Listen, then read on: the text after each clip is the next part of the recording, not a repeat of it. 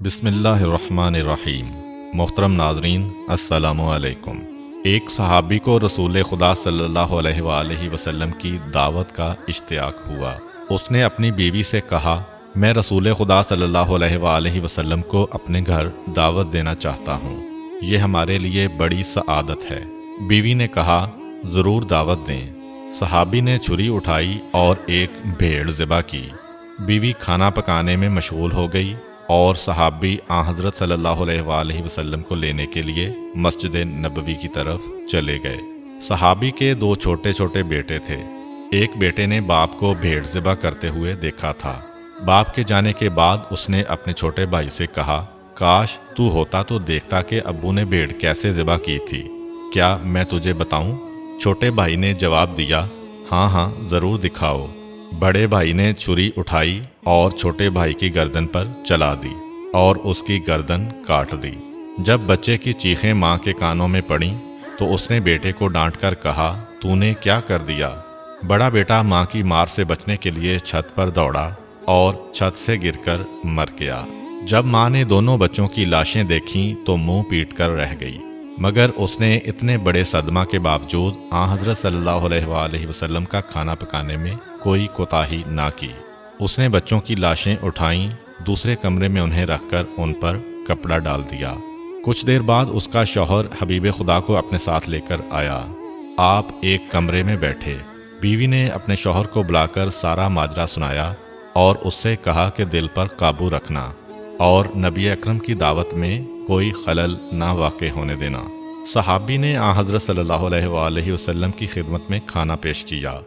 ابھی آپ نے لقمہ توڑا تھا کہ جبریل امین علیہ السلام آپ پر نازل ہوئے اور کہا کہ آپ اپنے میزبان سے کہیں کہ میں اس وقت تک کھانا نہیں کھاؤں گا جب تک تیرے بیٹے یہاں آ کر نہ بیٹھیں گے۔ نبی اکرم نے میزبان سے فرمایا، اپنے دونوں بیٹوں کو بھی یہاں بلا لو۔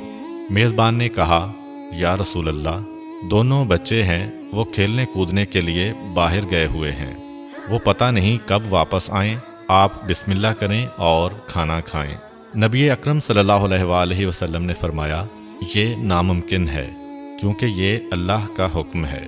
صحابی نے عرض کیا، یا رسول اللہ، میرے بیٹے مر چکے ہیں۔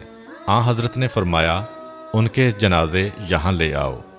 صحابی اٹھا اور دونوں بیٹوں کے جنازے لے آیا۔ نبی اکرم صلی اللہ علیہ وآلہ وسلم نے دعا پڑھی اور خدا سے ان کی زندگی کی درخواست کی۔ اللہ نے آپ کی دعا قبول کی اور بچے زندہ ہو گئے اور اٹھ بیٹھے۔ آپ نے انہیں دسترخوان پر اپنے ساتھ بٹھایا۔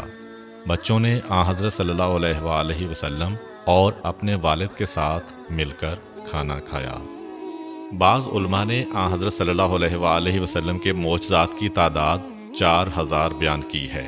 ان میں سے کچھ معجزات غزوات کے وقت بھی ظہور پذیر ہوئے۔ مثلا جنگ کے دوران اگر کسی مسلمان فوجی کا کوئی عضو کٹ جاتا تو وہ حضرت صلی اللہ علیہ وآلہ وسلم کے پاس آتا، آپ اس کے کٹے ہوئے حصہ کو باقی حصہ کے ساتھ ملا کر لعاب دہن لگاتے تو وہ فوراً جڑ جاتا تھا اور زخم کا نشان تک بھی وہاں دکھائی نہیں دیتا تھا۔ جنگ بدر میں معاذ بن جبل رضی اللہ تعالی عنہ نے ابو جہل سے جنگ کی۔ ابو جہل نے معاذ رضی اللہ تعالی عنہ کے پاؤں پر تلوار ماری جس سے ان کا پاؤں کٹ گیا۔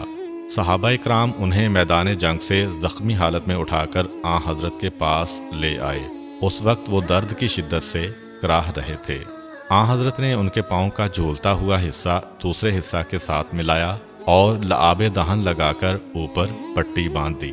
کچھ دیر بعد صحابہ نے ان کی پٹی کھولی تو ان کا پاؤں بالکل ٹھیک تھا اور اس زخم کا نشان تک دکھائی نہیں دیتا تھا۔ جنگ خیبر کے قلعوں کو فتح کرنا مسلمانوں کے لیے چیلنج بن چکا تھا۔